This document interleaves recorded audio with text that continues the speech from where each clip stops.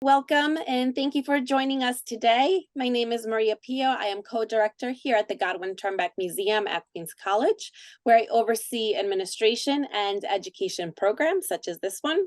My co-director, Louise Weinberg, is also with us today, as well as Stephanie Lee, our museum operations assistant.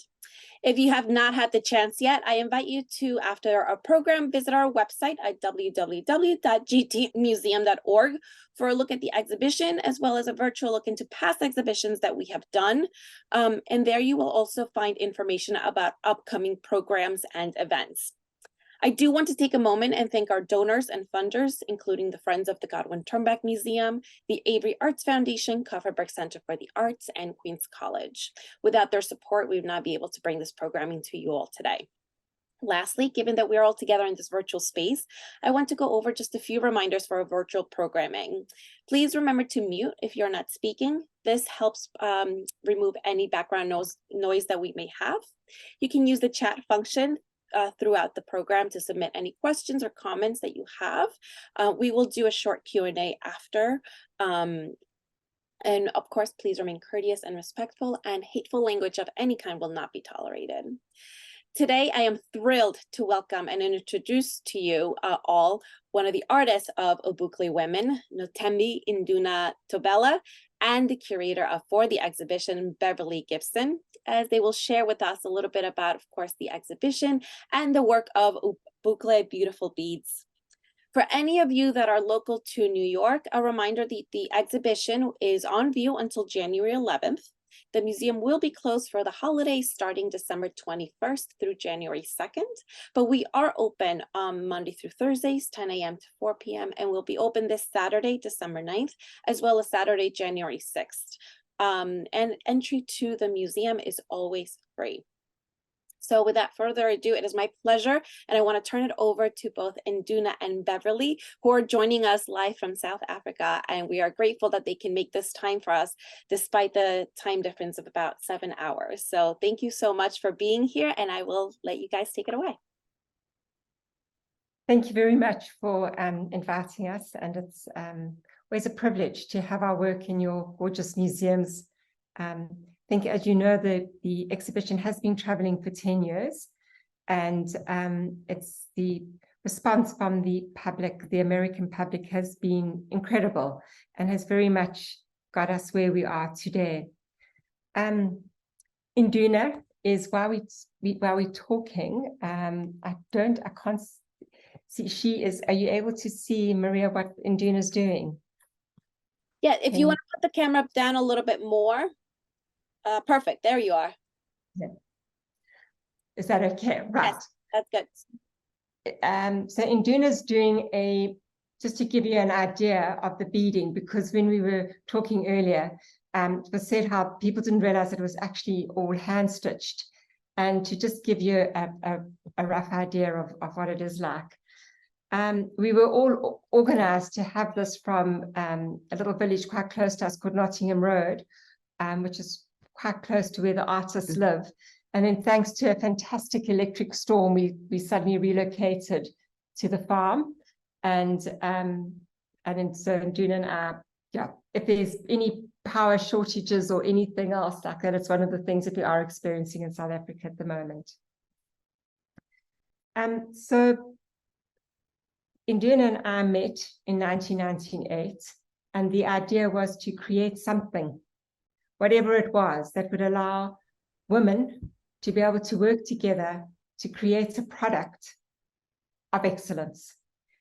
The idea being that we all have skills, and no skill is more important than the other.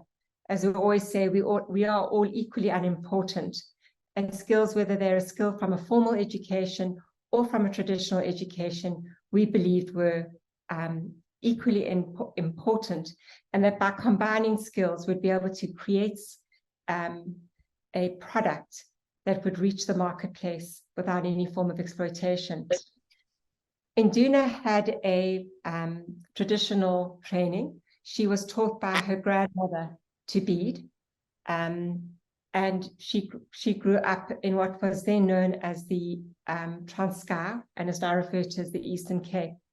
On the other hand, had a more formal education, went to university, and between the two of us, we decided not only would we combine our skills, but Induna's idea was that anybody who wished to bead could join, and she would then teach them. And in many ways, that allowed her to live her vision and her desire of being a teacher. Induna was denied that formal education because she came from a very traditional family in which her father didn't want her to go to school. In doing that, it was always the idea of beading and creating beautiful beaded garments for herself, traditional beaded necklaces. And although she did that for her own enjoyment, she didn't at that point earn an income from it. And I think what has been fantastic about the story of Ubuhle is how Induna, with her traditional skill and her incredible, Induna is an unbelievable teacher because she will never accept anything that isn't the best. If you're beading for her and under her guidance and it isn't good enough, you're made to unpick. And by the same token, if you're doing a necklace, Induna would test the necklaces, and if they broke, that was it, and you wouldn't get paid for it. And that is in a way how the Ndwango happened, because we had this big bowl of beads from all the necklaces that Induna had broken and said weren't quite good enough. And the one day Induna started to bead as she is now, simply for her own enjoyment. And when the work was complete and we had a look at it, and I just said to Induna, this is art. And the idea is, what is art? And we had a look at the art that I had collected in my own home. And Induna said, no, that is paper and board. This is a cloth. And the word Ndwango literally means cloth. And that is how this new art form developed. And you know, through time, it's been a really crazy journey, where sitting under a tree in a garden in South Africa where we started Ubuhle, never ever did we imagine or envisage that we would end up in some of the finest museums in the world. And people ask us about our business plan and how our marketing plan, and it was always just almost no plan. We worked hard. Induna created these incredible pieces, and I think what we always were determined was that we would never ever give up, because in 2004 we had established quite a great market for our work in various stores throughout South Africa. And what then happened was that the Chinese imports came into South Africa, and the beaded work that was being imported from South Africa, from China, was less than what our beads cost us. The beads that we use are the check beads and the Miyuki beads, which are the Japanese beads. And anybody who does beading will know that those beads are incredibly expensive. What that did, as that door closed for us and we were no longer supplying stores with our beaded homeware and beaded jewelry, so we were forced to concentrate more on the art. And in a way that I suppose it was the only option that we felt was available, but it was always the artist's desire to be accepted and recognized as artists. And it was at that time that Larry Sims, who was then the curator of MAD, the Museum of Art and Design, had come to South Africa. And she had seen some of our artwork, and she was at a presentation that we were doing. And she said to us, look, I love your work. I want it at MAD. And there was an exhibition called Global Projects, and she included 2 of the pieces in that. And through that, we ended up coming to New York and saying to Larry, where should this work be? And her answer was, should be at the Smithsonian.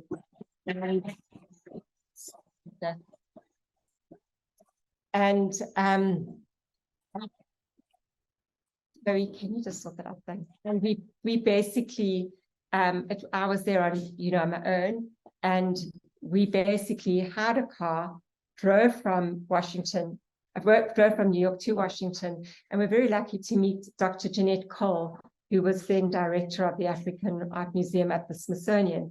And by speaking to her, we then met Sharon Rankins and Portia James, and in discussion with them, they absolutely loved the artwork, but more so they loved the story.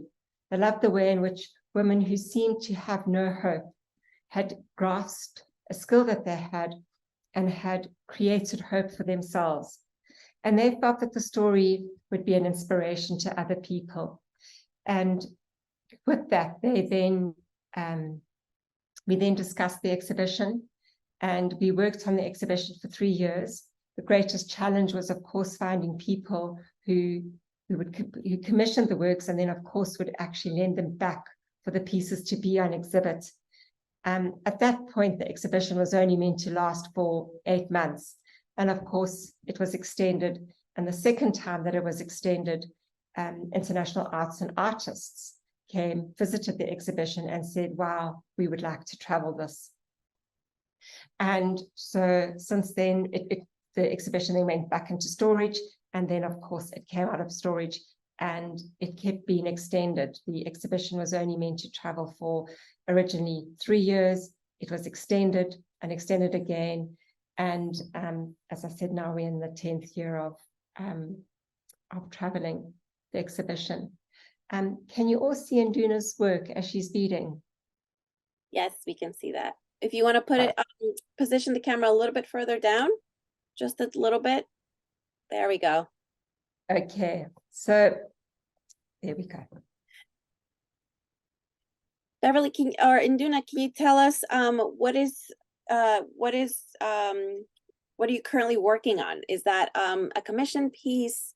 Can you give us an idea of what it'll look like, perhaps?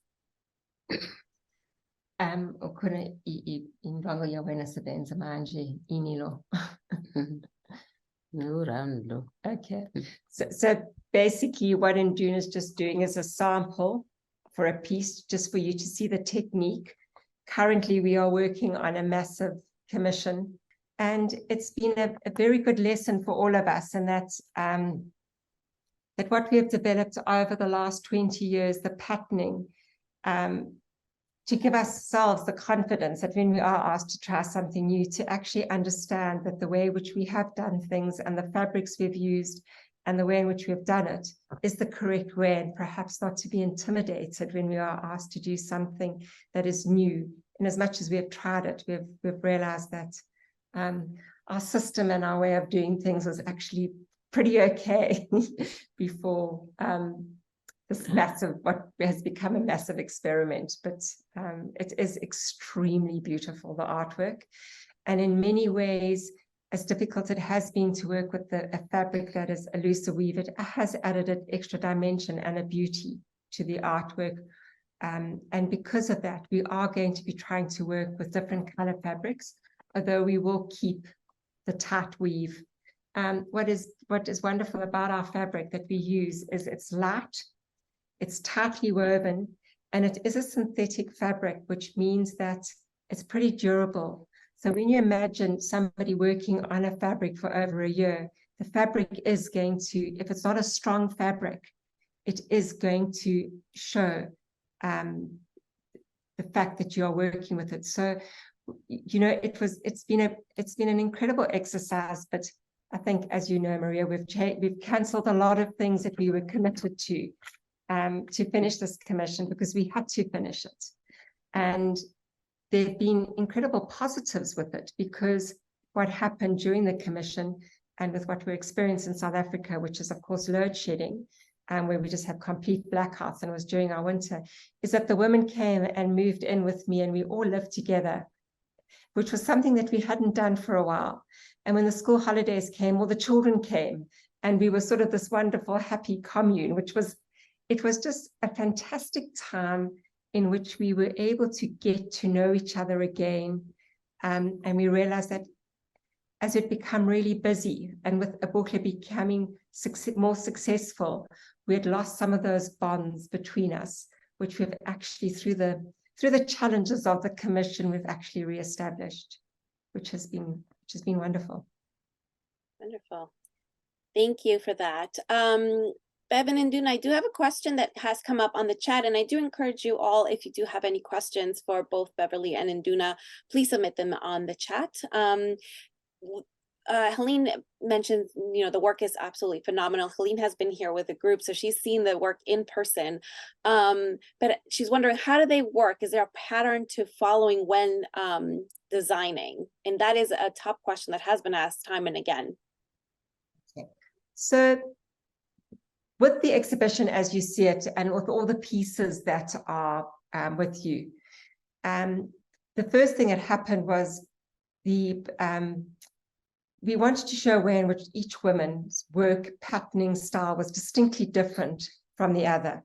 So we did a field trip to the farm where the women worked with and spent days with the cattle. And the breeds of cattle that are in the artwork that you see, there are two types. There are the Baran and the Nkoli, which are both breeds of cattle that are indigenous to Africa. And what was incredible in that way was that each woman chose their animal, worked with that animal, and created that incredible herd of cattle. But each animal is distinctly different from the other. When you look at the cattle, you can pick up who the artist is. And so I'm asking you in quite a long-winded way, but what it showed was that the women don't draw. They may draw the outline of the animal, and they draw in chalk. Okay, that was a huge lesson for us, was that on this black fabric that Induna is working, you can use a white chalk, and it rubs off easily. So if you've made a mistake, if you don't like what the ear is or the eye, you can rub it out and redo it. That would basically give you the outline. But once the outline was done, all the patterning, all those beautiful circles that you see in Vongisa's work, the funky bull, in Duna's work, the Sangoma bull, all those are not drawn. Those exist within her mind, and those are then translated from the mind to the hand onto the work and create the artwork. And a very good lesson for us, as I said, once again, with this past commission, and I'm referring to it because it was so different to what we have done, where we were asked to do things that were more realistic, and having a fabric that we could not draw on. And when you see the final piece, if you can imagine, that whole artwork has been done without us being able to draw on the fabric at all. And so what we've done is we've created stencils and put the stencils on top. We would then do a sort of idea of where for example, we're working with birds called our crown cranes. And when you look at a bird's face to get that absolutely perfect, we would do the stencil, but all we were able to do on the fabric were little dots of sort of marking where the beak would be, the eye, the crown. And so in that way, the artists, well, we've all been taught to really look far deeper at our subjects and work out where, it has added a different dimension to the work, because you are really looking, because you cannot draw anything onto the fabric. And I honestly think that when you see this new commission, it's almost the real skill of which you are seeing part of it when you look at the cattle in the exhibition, you look at the trees, you look at the chickens, and you imagine that none of that is drawn, but it's still sort of an impression of the animal, as opposed to everything isn't realistic, where the new work that we've done in this commission is very real. And the way in which, that we've all grown within that challenge of not being able to draw. Great, thank you, and Induna, for sharing that.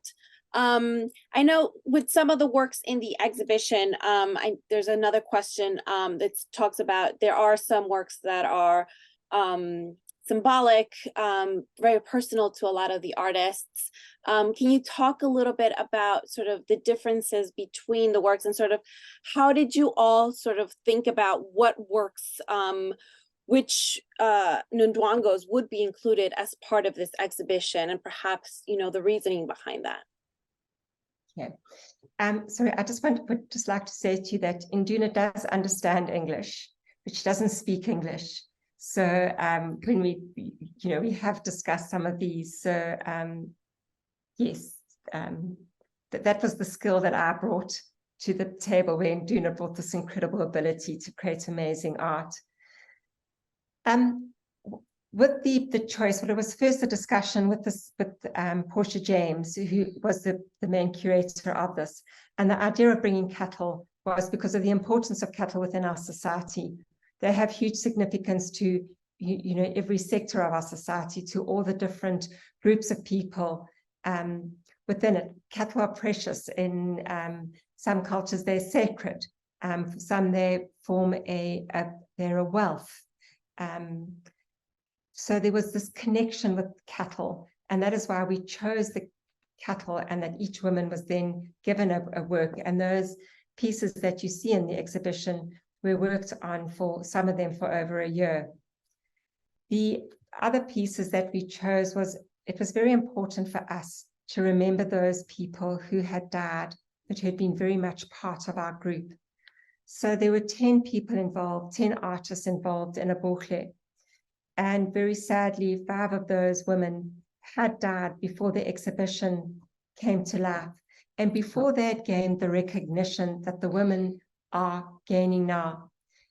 It was huge for them to be recognized as individual artists, as opposed to simple crafters where everybody was copying each other's pattern and designs.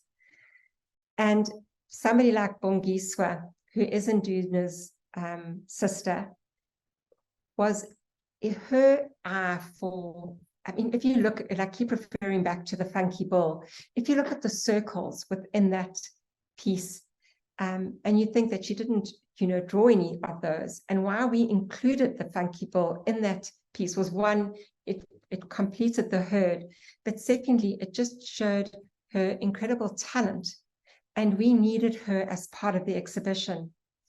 So in many ways, with some of the works, even though it's sometimes quite a difficult concept to understand, is that by beating their patterns from your soul and your heart, you exist within the work. So when you have Bongiswa's work within the exhibition, she is then present within the exhibition.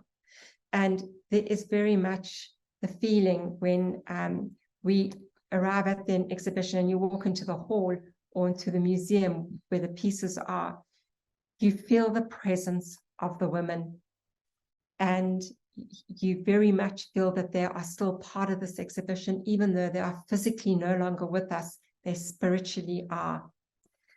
Thembani, she did the Christ and reworked that face of Christ to create this incredible expression of peace, because the whole idea was of looking at somebody who came for a purpose, served the purpose, and was therefore able to die at peace. And for Thembani, that was important to her. Beading and being an artist was her purpose in life, and that was the legacy that she left. So by having her as one of the artists in the African crucifixion, we then also chose something like her, the chicken that she did, and then of course her piece, the sacrifice, which is the incomplete piece. And once again, that sadness of a life cut short. But the choice was deliberate. We also included a piece of Thembani's called the earplugs with the Zulu dancing. And once again, they were included because of the stories that are told. Her coming from the Eastern Cape, and for the first time seeing Zulu men dancing, and the incredible rhythm and the energy, and Zulu men wear earrings and they're called earplugs, and watching the movement of the dancers, but also of course of these incredible earplugs that they wore that almost took on a life on its own. Then of course there's the very sad piece, What Have I Done?, which is just the very simplicity of an AIDS ribbon put in this massive beading, an incredibly beautiful and exquisite piece. And that was once again done by somebody who was diagnosed with HIV. In our country, you may not disclose somebody's status even after they've died. You may not say whether somebody was HIV positive or not. It's actually illegal to do that. But for Nolendelo, she disclosed her status. She made this artwork because she was so devastated when she found out that she was HIV. And it was almost her story and her way of reconciling herself to the fact that she chose not to have any treatment. She chose, we'd been working on a rather big commission for Anglo Gold, and she worked and worked, and when we had finished the commission, she then did this piece, and then she went home, and we never heard of her again. We then very sadly found out that she had died, and so had most of her family. And you know, you're talking about a different time. I mean, HIV no longer is a death sentence. In our country, it still carries a slur to be HIV positive. There's still a lot of negativity around it. And there are huge consequences to you if you do disclose your status. It's not an easy thing to do. We have horrendous things happen in our country as well, in which there is still the belief, for instance, that if a man is HIV positive and he rapes a virgin, he will be cured of that. And in a country such as ours with horrific rape statistics, it's another sadness of an illness that carried in the beginning, as we all know, it carried such a slur to have HIV. And sadly that obviously when HIV became a problem within our own country, so that the negativity of it and the fact that if you are HIV positive in this country, you would be very, very brave to disclose your status. We are not an HIV program.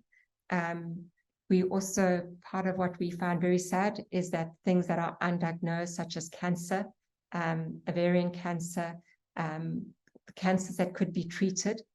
A lot of the beaders, the artists did die of cancer. So when we speak about what we believe in, we are very much part of women's health, women's issues. We are aware of HIV. Our fear is of our children and the education of our children in terms of what causes HIV, but not only HIV, other diseases as well. I think in today's society, drugs, drinking are a problem now, which 20 years ago when we started Ubuhle were definitely not a problem in our country. Great.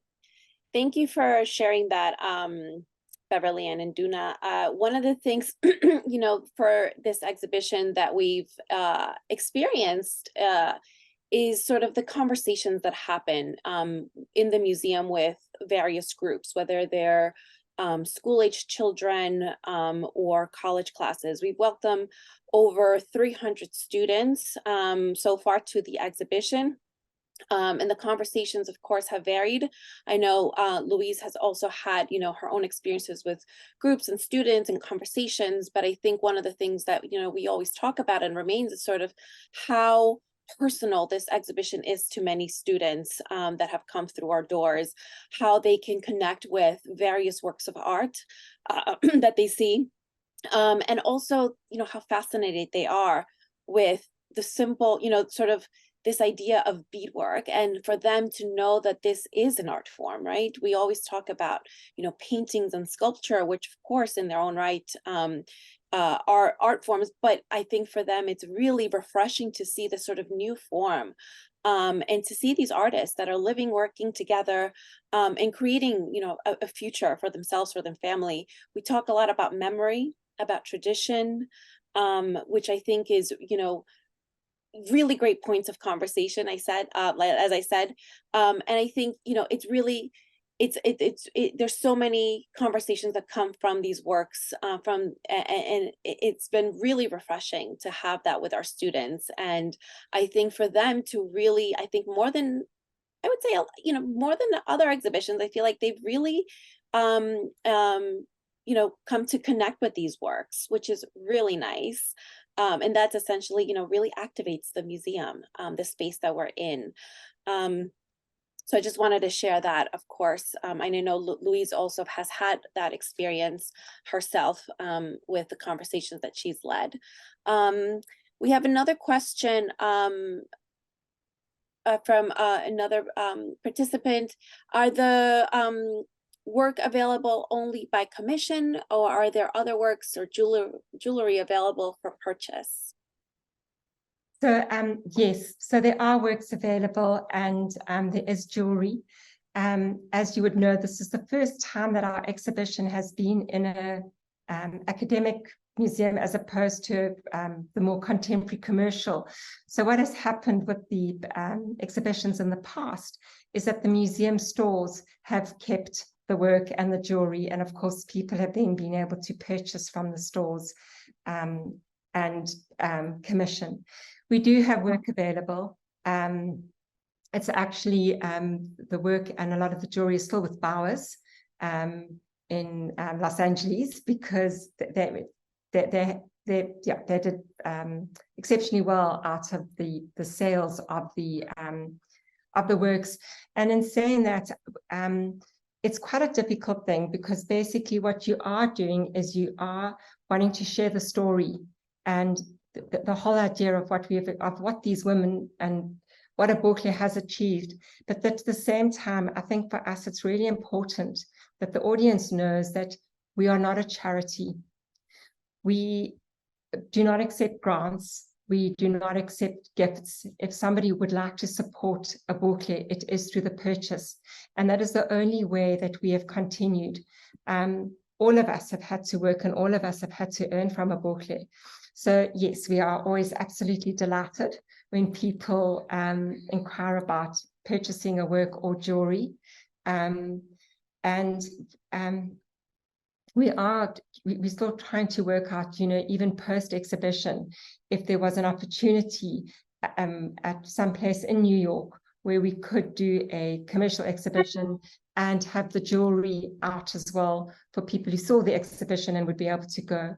We were obviously hoping to do that now, but because of circumstances on our fault, we had to cancel, basically because of the commission that we're doing. And yes. I'm happy to send the email address associated for anyone that's interested in looking or obtaining a catalog from Ubuhle Beads. You can, I'll send you the email address so you can contact them directly, and they'll be happy to send you that. And if you want to think about any works that you may want to purchase. So one of the things Louise is asking, which we've talked about and sort of, been thinking about, and we can't wait to hear the answer to, is the African crucifixion being commissioned by the Anglican Church for their altarpiece, which we believe it was their altarpiece. What do they think about the work that's, that's been traveling for so long, and do they have something there in the meantime? Okay, so it's a very strange story, the whole African crucifixion. It was commissioned, and it was the vision of Fred Petu, the very Reverend Fred Petu, to have this piece. And this is the greatest challenge that I suppose we have with commissions, is that when it was commissioned, and Induna, and we sat and we spoke about it, and Induna and Ntobephi and Ntobela came up with the whole tree theme. But we can't draw what you're going to be getting, because the women work in beads, they don't draw. So when the church asked us what the piece was going to look like, what we did was we took the pieces. You'll see the one piece of Induna's that is on the exhibition, and you'll see the piece by Mangochane, which was also the peacock tree, which we also used in our mock-up. And we sort of submitted it, and we said, your piece is going to look something like this or not. This is the beadwork, this is what we're doing. And we had started the work, and the Anglican Church actually then pulled out of the commission. And we never quite sure of the exact reason why, but we decided that this piece was a piece that had to be finished and had to be done. And we had an amazing person who had purchased quite a few of our early work. He actually has the most magnificent pieces of Ubuhle. I'm always envious of the works that he's got. And I phoned him and he basically said, right, this is what I will do. So the African crucifixion is still looking for a home. It has traveled. It is not owned by the Anglican Church in Pietermaritzburg. It is owned by this incredible person who very generously has allowed it to travel. Great, interesting. Well, thank you so much for sharing that. That certainly gives it a new perspective. I want to ask if anyone else has any other questions, feel free to submit those in the chat. About how many women are currently living and working in the community now, and what does the future of Ubuhle look like for all of you? So there's Induna, Tando, and Zandile, who are the three sisters, and then Zondlile. But what we've done through this time of this commission is the children. And when I say the children, they're teenagers now. And what they have come in and have sat and have learned from their mothers. And in a country where we have such a massive unemployment, especially with the youth, the children have, it's been actually wonderful to see how they have learned and how they are taking their skills from their mother. You know, in the beginning, when they looked at their mother doing beadwork and their aunts doing beadwork, they didn't really appreciate it. They wanted to be doctors and nurses and teachers.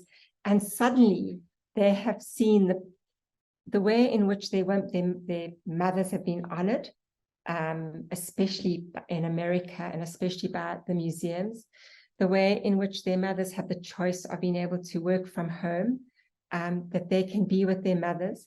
And then it's actually been absolutely delightful watching as the children have helped their moms in this commission, have been taught. And so we hope that the future will be with the children, that they will learn, that they too will want to be artists, that they will find perhaps other people who they will work with. The challenge of one of them perhaps taking over my role, because the children have all had a more formal education. And that it's the whole thing about Ubuhle, and as much as the beadwork is organic, so has our journey been organic. We've had huge obstacles. There have been times when we really didn't know how we would be paying our electricity bill or putting food on the table. And in a way, there was a little bit of a fear of growing too big again. At one stage, there were 170 women who were involved in Ubuhle. And for various reasons, the women, you know, it was always that you were free to go. If somebody could offer you a better opportunity, so you were absolutely 100% free to go. And the sadness is that very few of those projects are still going. And with that, there is the caution, and you will see it amongst the children, of preserving the skill, but also being very nervous of growing too fast, because you need to keep selling. That is how you work. But just in talking about that, there is a piece by Induna called My Sea, My Sister, My Tears. It is probably one of the most beautiful pieces, and the story is incredible. And why that piece, and we included it in the exhibition, was Induna was commissioned to do a work for a gallery in New York called Ameridian. And it was at that time that her two sisters passed away. And instead of going back to her traditional home as she would have, her mother came to sit with her so that she could finish this commission. And while Induna was beading, the children were all sitting there. And with the therapy of beading, she was able to speak about her sister. But it was to speak about their childhood, to speak about the beauty of what we call the wild coast, the wild seas. There was laughter. And the children there learned stories about their grandmother, their grandparents, that they didn't know, because there was this whole opportunity of talking. And in very much this time where we've all come together again and have worked together, and the children have been here, they're not only hearing stories, we're also hearing stories about them, about their schooling and the challenges that they face. But they are then also learning the skill of beading. And it's been a change within Ubuhle, but it's been a wonderful change. And yeah, just very much this organic process.